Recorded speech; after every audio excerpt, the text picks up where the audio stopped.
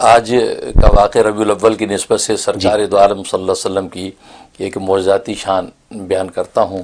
کہ سرکار دو عالم صلی اللہ علیہ وسلم نے جب مکہ سے مدینہ کی طرف ہجرت کی تو راستے میں معبد تو یہ خاتون تھی، ان کے گھر میں ان کے جھونپڑے میں ٹھہرے، اور وہاں جب ٹھہرے ہیں تو وہاں پیاس لگی کہ دودھ پینا چاہتے تھے، ان کی بکریاں ان کے شوہر لے کر جنگل میں گئے ہوئے تھے، تو آپ نے کہا جی کوئی پینے کو ہے یہاں پہ؟ ان کے میرے پاس تو کچھ بھی نہیں، سب بکریاں باہر گئی ہوئی ہیں چراگاہ میں۔ تو آپ نے دیکھا، کہا کہ یہ تمہارے پیچھے یہ کیا بکری ہے کھڑی ہے؟ ایک مریل سی بکری کھڑی تھی پیچھے، تو کہا یہ پیچھے تمہاری بکری ہے؟ کہا ہاں بکری ہے یہ، تو لیکن یہ تو وہ بکری اس کو کسی نر نے ابھی تک چھوا نہیں ہے، اور یہ تو بالکل ہڈیوں کا پنجر ہے، اس کے پاس دودھ کہاں ہوگا؟ تو رسول اللہ صلی اللہ علیہ وسلم نے فرمایا کہ اگر اجازت ہو تو میں دودھ دھو لوں اس کا؟ تو وہ حیران ہوئی کہ دھو لے، اگر دودھ نکلتا تو دھو لے۔ تو آپ اٹھے، آپ نے اس کی پشت پر ہاتھ پھیرا، اس کے تھنوں پہ پانی مارا، تو اللہ تبارک و تعالی قدرت کی اس کے تھن دودھ سے بھر گئے۔ اچھا، اور آپ نے فوراً جو معبد کے بیٹے سے کہا کہ برتن لے کے آؤ، وہ بڑا برتن لائے، آپ نے پورا دودھ اس کے جو ہے وہ دھو لیا، جو ہے سب کو پلایا، معبد کو بھی پلایا، بیٹے کو بھی، ابوبکر صدیق رضی اللہ تعالیٰ کو، جو غلام ساتھ تھا، اس سب کو پلانے کے بعد آخر میں پیا، فرمایا ساقی آخر میں پیتا ہے۔ اچھا، ہاں یہ کہہ کہ آپ نے آخر میں پیا، اور مزید جو برتن تھے وہ بھی دودھ سے بھر گئے۔ تو معبد حیران ہو گئی کہ کمال ہے کہ یہ جس کی تھنوں میں دودھ نہیں تھا اور پھر کسی نر نے اس کو چھوا نہیں، یہ آدمی بڑا معجزاتی آدمی ہے، یہ ہے کون؟ تو پوچھا کہ کون ہے؟ تو ابوبکر صدیق رضی اللہ عنہ نے بتایا کہ یہ محمد صلی اللہ علیہ وسلم ہے۔ انہوں نے غیبانہ سن رکھا تھا،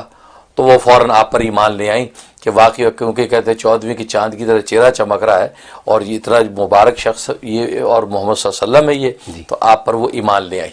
اس کے بعد آپ وہاں کچھ دیر لیٹے، تو لیٹے کے بعد جب بیدار ہوئے تو آپ نے پانی مانگا کہ پانی چاہیے، تو پانی دیا، آپ نے ہاتھ دھوئے اور منہ میں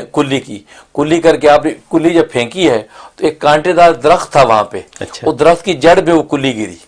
جیسے وہاں گری تو اس کی برکت یہ ہوئی کہ وہ درخت اتنا پھلا پھولا کہ وہاں اور درختوں سے بھی بڑا ہو گیا، ہرا بھرا، اتنا گھنا ہو گیا کہ سب حیران کہ کیسا کانٹے دار درخت اتنا گھنا ہو گیا،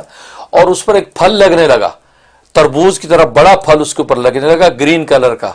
اور جس کی خوشبو عنبر جیسی تھی، اور اس کو کھاتے تھے، کھانے میں اتنا لذیذ ذائقے دار کہ وہ سب گھر والے حیران ہوتے تھے، اور فرماتے تھے کہ کوئی اگر جو بھوکا کھا لیتا اس کی بھوک مٹ جاتی تھی، کوئی پیاسا اس کو کھا لیتا اس کی پیاس مٹ جاتی تھی، کوئی بیمار کھا لیتا اس کو شفا ہو جاتی تھی، کوئی صحت مند کھا لیتا تو اس کو برکتیں ملنے لگتی تھی۔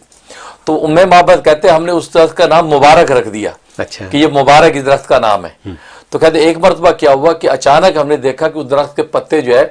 وہ زرد ہو گئے، اور وہ زرد ہو کے گرنے لگے اور سوکھ گئے، اور اس کے پھل بھی سوکھ گئے اور درخت پتے گر گئے سب۔ ہم بڑے پریشان ہوئے کہ یار یہ درخت کیوں ایسا ہو گیا؟ تو اسی وقت تھوڑی دیر کے بعد خبر آئی کہ رسول اللہ صلی اللہ علیہ وسلم کا آج انتقال ہو گیا۔ آپ کی زندگی تک وہ بھی ہرا بھرا رہا، جیسی آپ کا وصال ہوا وہ جو ہے وہ بالکل مرجھا، ان کا ہی درخت ہے، انہی کا وہ کلی کی برکت نبی پاک سے کہ آپ کے جسم سے جو پانی لگا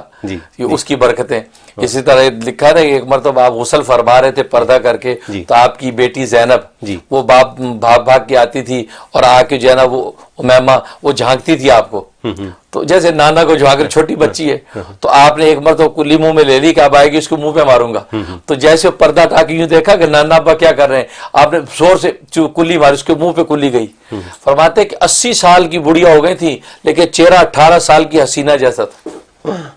چہرے پہ بڑھاپا آیا ہی نہیں۔ یہ نبی پاک کی معجزاتی شانیں ہیں، اور جو نبی ہمیں ربیع الاول کے مہینے میں ملا، اللہ سے دعا ہے کہ اللہ تعالیٰ ان کی جو ہے لائے دین پر عمل کرنے کی ہمیں توفیق عطا فرمائے۔ آمین۔